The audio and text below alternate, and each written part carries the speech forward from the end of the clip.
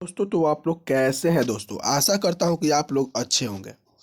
दोस्तों अगर इसके पहले वाले वीडियो को अगर आपने नहीं देखा है, पार्ट वन को, मैंने जिसमें जो है चैप्टर वन का जो है शुरू से बताया हुआ है, तो आप जो है उसको जाकर ज़रूर देखिएगा।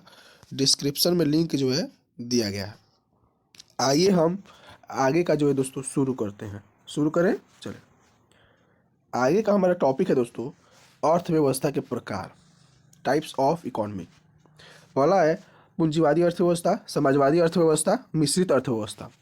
बारी बारी से हम इसको देखते हैं। चलिए, पहला है दोस्तों पूंजीवादी अर्थव्यवस्था। पूंजीवादी अर्थव्यवस्था में है जो दोस्तों कि पूंजीवादी व्यवस्था वह अर्थव्यवस्था है जहां उत्पादन के साधनों का स्वामित्व निजी व्यक्तियों के पास होता है, जो इसका उपयोग वह अपने निजी लाभ के लिए करता है, जैसे अमेरिका, जापान, ऑस्ट्रेलिया।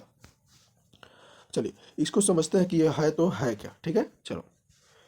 इसमें कहा गया है कि पूंजीवादी व्यवस्था में वह व्यवस्था है, वह अर्थव्यवस्था है जहाँ पे जो उत्पादन होता है, जो संपत्ति होता है, जो साधन होता है, उसका स्वामित्व, स्वामित्व का मतलब होता है कि अधिकार। स्वामित्व का मतलब क्या होता है? अधिकार किसी निजी व्यक्ति के पास हो। जैसे मैंने एक कार खरीदा, तो वह क्या होगा, मेरे निजी अंडर में आएगा कि नहीं आएगा? आएगा, आएगा। तो वैसे ही बोला जा रहा है कि वैसा मतलब कि अर्थव्यवस्था जहाँ पे जो संपत्ति है उस पर अधिकार जो है किसी अगर निजी व्यक्ति का होता है और वह उसका उपयोग जो है अपने ही लाभ के लिए करेगा, तो उसको क्या कहते हैं? पूंजीवादी अर्थव्यवस्था। जैसे में कौन कौन देश आता है? अमेरिका आता है, जापान आता है, ऑस्ट्रेलिया। सबसे इम्पोर्टेंट है ये चैप्टर नंबर वन में का। ठीक है दोस्तों, और इस उदाहरण को तो भूलिएगा ही नहीं। चलिए आगे देखते हैं। दूसरा है समाजवादी अर्थव्यवस्था। समाजवादी समाजवादी अर्थव्यवस्था, देखिए इसमें कह रहा है समाजवादी अर्थव्यवस्था वह अर्थव्यवस्था है जहां साधनों का स्वामित्व सरकार के पास होता है और जिसका उपयोग वह जन कल्याण के लिए किया करता है। ठीक है दोस्तों, जैसे चीन और क्यूबा है। देखिए कि जो समाजवादी अर्थव्यवस्था है इसमें जो साधन होता है, जो संपत्ति होता है, उस पर अधिकार किसका होता है? चीन, सॉरी, उस पर जो अधिकार होता है वह सरकार का होता है। किसके पास होता है? सरकार के पास। और उसका प्रयोग जो है वह किसके लिए करता है? जनता के कल्याण के लिए। जैसे कौन कौन से देश आ जाएगा? चीन हो जाएगा और क्यूबा हो जाएगा, आदि देश याद रखिएगा।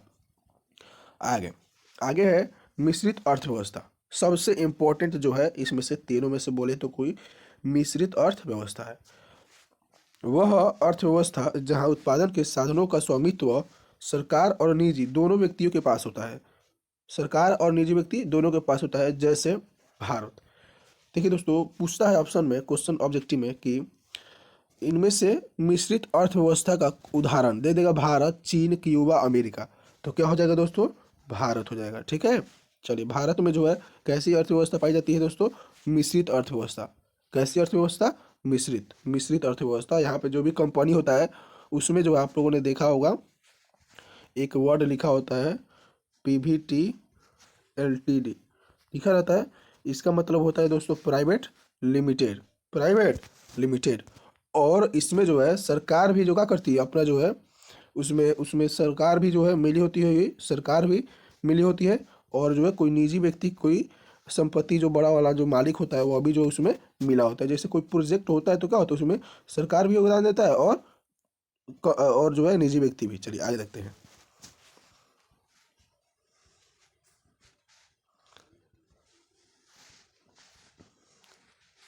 आगे है अर्थव्यवस्था का विकास। अर्थव्यवस्था का विकास देखेंगे। पहला में है आर्थिक विकास हुआ, फिर दूसरा में देखेंगे मौद्रिक विकास को। आइए पहले विकास को देखते हैं, आर्थिक विकास को बारी बारी से। देखिए दोस्तों, यह आर्थिक विकास का जो है परिभाषा नहीं दिया गया यहाँ पे। आप इसको परिभाषा मत समझ जाइएगा, ठीक है।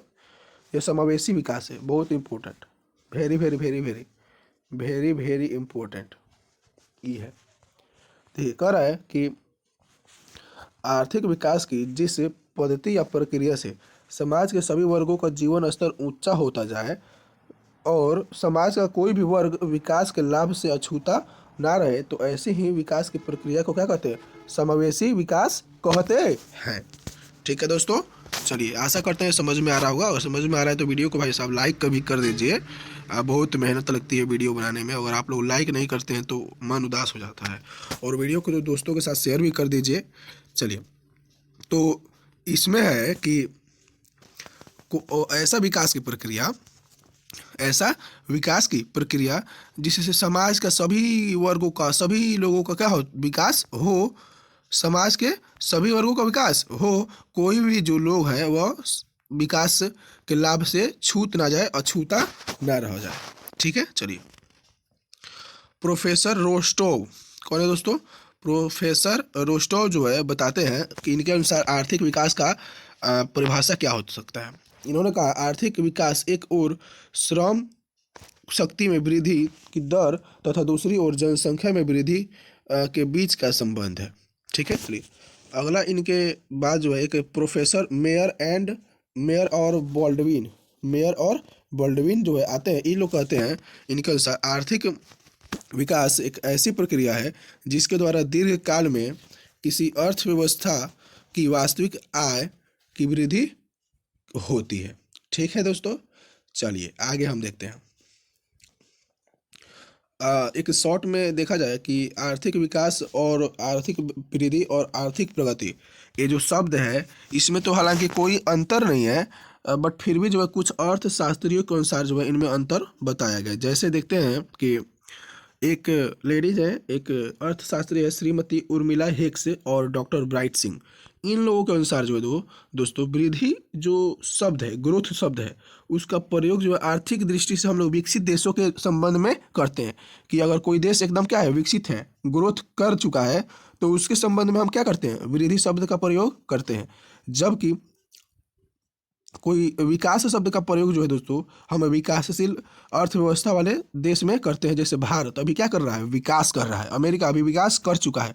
तो अमेरिका के लिए दोस्तों ग्रोथ अर्थात की वृद्धि शब्द और भारत के लिए विकास अर्थात की विकासशील शब्द क्या किया जाता है, प्रयोग किया जाता है। अगला देखते हैं सतत विकास। क्या है दोस्तों?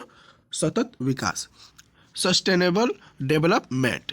इसमें दिया है ऐसा विकास जो जारी रह सके, टिकाऊ बना रहे। सतत विकास न केवल वर्तमान पीढ़ी बल्कि भावी पीढ़ी के विकास का भी ध्यान में रखा जाए। ठीक है दोस्तों, चलिए इसका मतलब है कि विकास की ऐसी प्रक्रिया जो जारी रह सके, टिकाऊ। टिकाऊ मतलब समझते हैं ना कि बहुत लंबे समय तक वह जो है बना रहे। और सतत विकास कहता है कि अगर हम कोई भी अपना विकास के कार्य कर रहे हैं तो जो संसाधन है तो उसका ऐसे प्रयोग किया जाए ताकि कि हमारी जो वर्तमान की पीढ़ी है, जो वर्तमान के बच्चे हैं, उनका भी भविष्य बन जाए और जो भविष्य की आने वाली पीढ़ी है उनका भी भविष्य बचा रहे, उनका भी भविष्य बना रहे। नहीं तो ऐसा नहीं कि सारे संसाधन जितने भी मिले हैं हमको, प्रकृति ने दिए हैं, उसको हम वर्तमान पीढ़ी के लिए ही ख़त्म कर दें और आगे भावी पीढ़ी आने वाली जो हमारी जेनरेशन है उसके लिए कुछ बचे ही ना। तो ऐसे जो है हमारा देश या जो है हमारी जो क्या बोलते हैं उसको, मानव जाति वो जो है दोस्तों खतरे में आ सकती है। तो चलिए आशा करते हैं कि वीडियो समझ में आया है, और समझ में आया तो वीडियो को लाइक भी कर दीजिए। और बहुत बहुत आभार, इस वीडियो को अगर आप अंत तक देख लिए हैं तो बहुत बहुत आभार है आपका। वीडियो को जो है आप शेयर भी कर दीजिए और चैनल से जुड़ जाइए। रोज़ रोज़ मैं जो है इसको पढ़ाता जाऊंगा, छोटा छोटा वीडियो बनाऊंगा ताकि जो है वीडियो लेंथी ना हो और बोरिंग ना लगे दोस्तों। ठीक है, चलिए थैंक यू।